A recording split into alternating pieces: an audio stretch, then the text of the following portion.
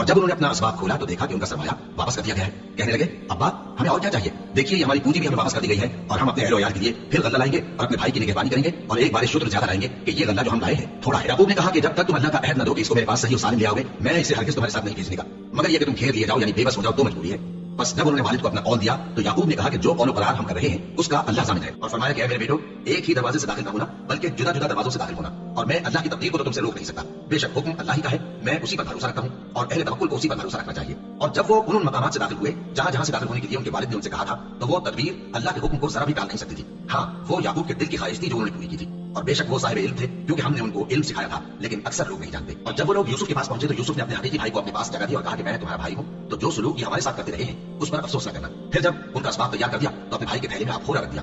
फिर जब वो आबादी से बाहर निकल गए तो एक पुकारने वाले ने आवाज दी कि काफिले वालों, तुम तो चोर हो। वो उनकी तरफ मुतवज्जे होकर कहने लगे कि तुम्हारी क्या चीज खोई गई है। वो बोले कि बादशाह का कटोरा खोया गया है और जो शख्स उसको लेके आए उसके लिए एक बार शुद्र इनाम, और मैं इसका जामिन हूँ। वो कहने लगे कि अल्लाह की कसम, तुमको मालूम है कि हम इस मुल्क में इसलिए नहीं आए कि खराबी करें और नाम चोरी किया करते हैं। वो बोले कि अगर तुम झूठे निकले यानी चोरी साबित हुई तो उसकी सजा क्या।